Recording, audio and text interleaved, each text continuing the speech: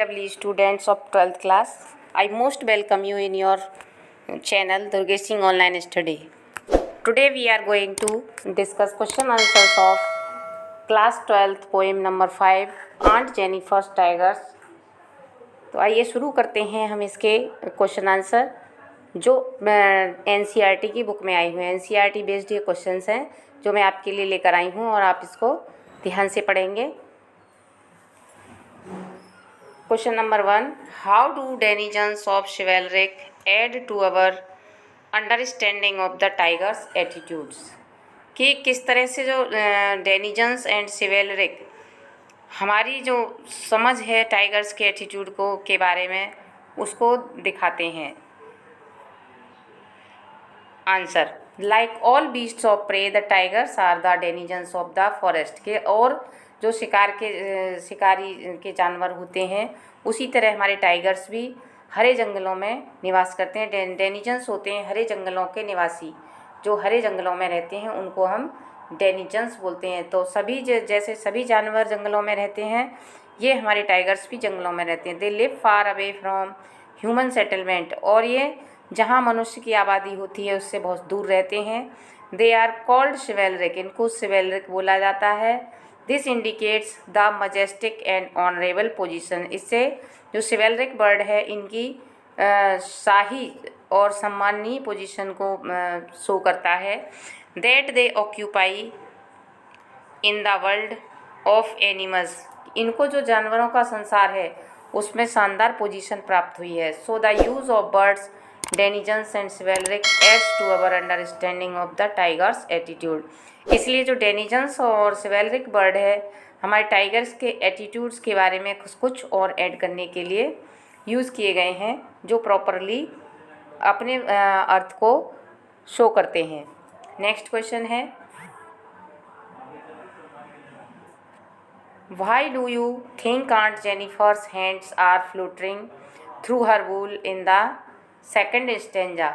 Why is she finding the needle so hard to pull, कि जो aunt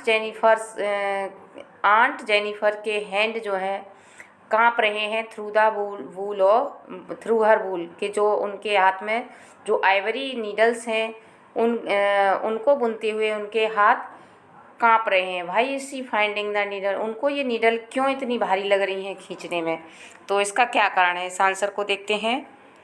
aunt Jennifer is weaving tigers on the panel, के tiger जो Aunt Jennifer हैं panel पर पर्दे पर टाइगर्स को बना रही हैं। Her hands are moving about her wool, उसके हाथ जो उनकी बूल है उस पर हिल रहे हैं। She is finding the needle quite hard to pull, और उनको जो नीडल है वो काफ़ी सख्त लग रही हैं खींचने में।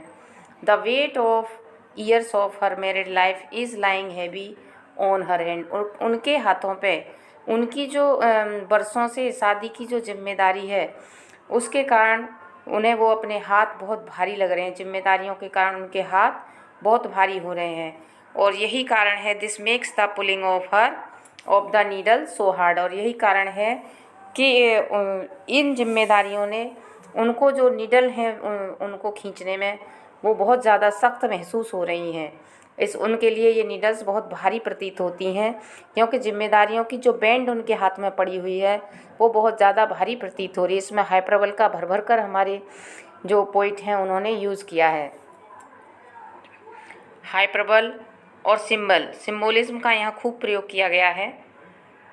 What is suggested by the image massive weight of uncle's wedding band, कि यहाँ अभी मैंने जैसे बोला था कि बैंड का जो रिस्पॉन्सिबिलिटी की जो बैंड बंधी हुई है वो बहुत भारी हो रही है, तो उसी के बारे में ये नेक्स्ट क्वेश्चन आया है हमारा। What is suggested by the image massive weight of uncle's wedding band, इसका क्वेश्चन है it suggest the weight of the harsh and tough experience, कि ये जो फ्रेज़ है जो ये सजेस्ट करता है कि जो wait of the harsh and tough जो उनके जीवन के कठिन अनुभव रहे हैं उनको ये प्रदर्शित करता है। Of Aunt Jennifer's married life, की जो परेशानियां में आंट जेनिफर को अपने विवाहित जीवन में आई हैं ये उनको प्रकट करने के लिए यहाँ पर यूज़ हुआ है। The image is quite suggestive, और जो इमेज है काफ़ी सजेस्टिव है। The wedding band is symbolic, और इनकी जो वेडिंग बैंड है उसको उसका सिंबल दिखाया गया है उन कठिनाइयों का, उन जिम्मेदारियों का, उन बोझों का जो आंट जेनिफर अब तक कैरी करती चली आ रही हैं। It represents the unbreakable bond of marriage between the husband and the wife, और ये अटूट बॉन्ड के को दिखाता है जो पति और पत्नी के बीच में होता है। नेक्स्ट क्वेश्चन है हमारा question number 4। Of what or whom is Aunt Jennifer terrified in the third stanza, कि आंट जेनिफर किससे और क्या है जो उनको डरा रहा है। जो थर्ड स्टेंजा में बात हुई है कि आंट जेनिफर के हाथ डर से काँप रहे हैं, तो वो किस बात से काँप रहे हैं, तो आइए आंसर देखते हैं इसका।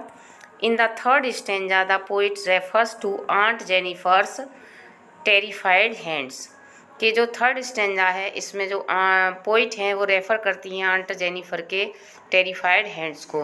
The old unhappy memories are still fresh in her mind, से ये पता चलता है कि जो बीते हुए समय की अनहैप्पी मेमोरीज हैं, यानी दुखदायी जो यादें हैं, पल हैं, वो उनकी मस्तिष्क में अब भी ताज़ा हैं और बुनते हुए वो अब भी उनके दिमाग में चल रहे हैं। She had passed through many testing and horrible times, उन्होंने बहुत से खराब समय काटे हैं ड्यूरिंग हर मैरिड लाइफ, अपने जो मैरिड जीवन में उन्होंने काफ़ी ख़राब समय व्यतीत किया है, क्योंकि उनके अंकल जो पोइट के अंकल हैं उनसे मारपीट किया करते थे, इसलिए वो डरी हुई थी। दीज ओरडील्स क्रस्ट एंड सप्रेस्ड हर, ओरडील्स हैं इनकी जिम्मेदारियों का बोझ, कि ये जो ओरडील्स हैं उन्होंने उन्हें दबा रखा है। Their effect is still visible, जिसका प्रभाव अब भी उनके हाथों पर दिखाई देता है। So she is still ringed with those ordeals that dominated her life, की वो अब भी उन जिम्मेदारियों से घिरी हुई हैं जो अब तक उनको प्रभावित करती रही हैं। नेक्स्ट क्वेश्चन है what are the ordeals Aunt Jennifer is surrounded by, why is it significant that the poet uses the word ringed, what are the different meaning of ringed in the poem, कि वो कौन सी ऑर्डिल्स हैं जिससे Jennifer घिरी रही हैं, और why is it, और ये क्यों सिग्निफिकेंट है दैट द पोइट, ये वर्ड को जो पोइट ने यूज़ किया है, कि रिंग्ड वर्ड जो यूज़ किया है वो क्यों सिग्निफिकेंट है, और व्हाट आर द डिफरेंट, और इसका डिफरेंट मीनिंग इस पोएम में क्या आया है, इस बात को यहाँ पूछा गया है। तो आइए पढ़ते हैं आंसर में इसके। The poem addresses the experiences of marriage in the midst of constructions, यहाँ पोइट एड्रेस करती हैं मैरिड जीवन के अनुभवों को, इन द जो मिडस्ट कंस्ट्रक्शन में होते हैं उनको रिप्रेजेंट करती हैं। The word ringed is significant, और जो रिंग्ड वर्ड है वो बिल्कुल सिग्निफिकेंट है। It suggest that the vicious grip of her unhappy married life is still holding her tightly. The word ringed has been used in the two ways, यहाँ जो ringed word है दो प्रकार से यूज़ किया गया है। First is the conventional use, first तो अपना जो कन्वेंशनल यूज़ है उसके लिए, here ring is a symbol of the sacred bond, और दूसरी तरफ ये रिंग एक सेक्रेड बॉन्ड को दिखाता है जो मैरिज का होता है, कि जब तक रिंग है तब तक वो जिम्मेदारियों में बंधी हुई हैं। The other is the figurative use of ringed, it means encircled और सराउंडेड, और दूसरा जो इसका यूज़ है फिगरेटिव वो है रिंग्ड यानी घिरा हुआ होना।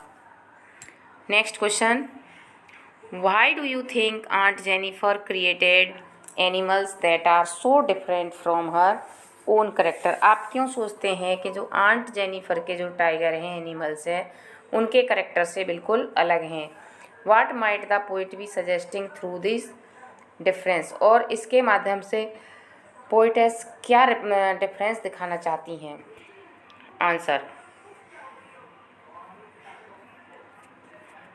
द टाइगर आर प्रांसिंग, तो यहाँ आंसर है हमारा द टाइगर्स आर प्रांसिंग, कि टाइगर कैसे उछलते कूदते हैं। They pace in sleek chivalric certainty, वो चलते पेस इन स्लीक, वे बड़े ही शाही अंदाज में चलते हैं और निर्भय होकर, उन्हें किसी मनुष्य का भय नहीं है। जैसे आंट को उनके पति का भय है, लेकिन इनको मर्द का भय नहीं है, चाहे कोई भी खड़ा हो वो अपनी मस्त चाल में चलते रहते हैं शाही अंदाज में। जबकि आंट जेनिफर डरी हुई रहती हैं अपने पति से। दे डू नॉट फियर, उनके टाइगर जो वो बना रही हैं वो डरते नहीं हैं, जबकि आंट जेनिफर डरती हैं। The man beneath the tree, जो लोग पेड़ के नीचे खड़े हुए हैं उनसे वो उनके टाइगर डरते नहीं हैं। Thus they are symbols of strength, fierceness and beauty, इस प्रकार वो सिंबल हैं शक्ति का, भय का और सुंदरता का। Aunt Jennifer on the other hand is weak and terrified, दूसरी तरफ के जो आंट जेनिफर हैं वो कमज़ोर हैं और भयभीत है। Her husband are finding it difficult to pull through her wool, her hands are finding, और उनके हाथ आर फाइंडिंग इट डिफ़िकल्ट, उनके हाथों को उन जो ऊन है उनके धागे हैं उनको भी खींचना बहुत भारी महसूस हो रहा है डर के कारण। The massive weight of the wedding band sits heavily on her hand, और उनके हाथों पे जो जिम्मेदारियों का बोझ है बैंड का, शादी की जो बैंड है वो उनके हाथों पर जिम्मेदारी के रूप में बैठी हुई हैं। Her terrified hands are still ringed by the ordeals of married life, उनके हाथ अब भी उन जिम्मेदारियों से घिरे हुए, मैरिड लाइफ की जिम्मेदारियों से घिरे हुए हैं। द कंट्रास्ट हाइटन्स द इंटेंसिटी, और यहाँ पर ये कंट्रास्ट है बिल्कुल अच्छे तरीके से पोइटेस ने रिप्रेजेंट किया है। Interpret the symbol found in this poem, कि इसमें जो पोइम में जो सिंबल पाए गए हैं उनको इंटरप्रेट कीजिए। तो Adrienne Rich's aunt Jennifer's tiger is rich in symbol, जो एड्रीन रिच हैं इसकी राइटर हैं, वो इन्होंने खूब भरकर, मैंने बोला है सिम्बोलिज्म का यूज़ किया है, टाइगर को सिंबल बनाया है इन्होंने पावर का, और आंट जेनिफर को बनाया है कमजोरी का। The massive weight of wedding band, और जो वेडिंग बैंड सिम्बोलाइजेस, वेडिंग बैंड है वो उसको प्रतीक बनाया है इन्होंने जिम्मेदारियों का, हार्डशिप्स का, परेशानियों का, एंड चिंताओं का जो मैरिड लाइफ में मिलती हैं। इसके अलावा अगला इन्होंने सिंबल यूज़ किया टेरिफाइड हैंड्स का, एंड रिंग्ड विद ओडिल्स, और जो इंडिकेट करता है दोज अनप्लीजेंट एक्सपीरियंस, उन अनप्लीजेंट एक्सपीरियंसेस को शो करता है दैट आर स्टिल, जो अब भी उनको परेशान कर रहे हैं, मेंटली और फिजिकली दोनों तरह से उनको परेशान कर रहे हैं। इस तरह से भरपूर सिम्बोलिज्म का यहाँ एड्रिन रिच के द्वारा यूज़ किया गया है।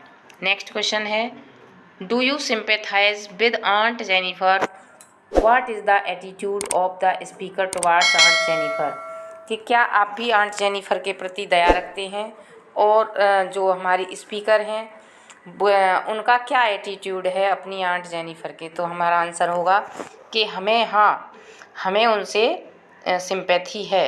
Yes we do sympathize with aunt Jennifer, हम आंट जेनिफर से सिंपैथी रखते हैं। She has experienced hardships and ordeals, उन्होंने परेशानियों और मुसीबतों का बहुत सामना किया है अपनी मैरिड लाइफ में। The attitude of the speaker towards aunt Jennifer is equally sympathetic, और जो हमारी जो पोइटेस हैं उनका एटीट्यूड भी उनकी आंट के प्रति सिंपैथेटिक है। The poet gives many suggestive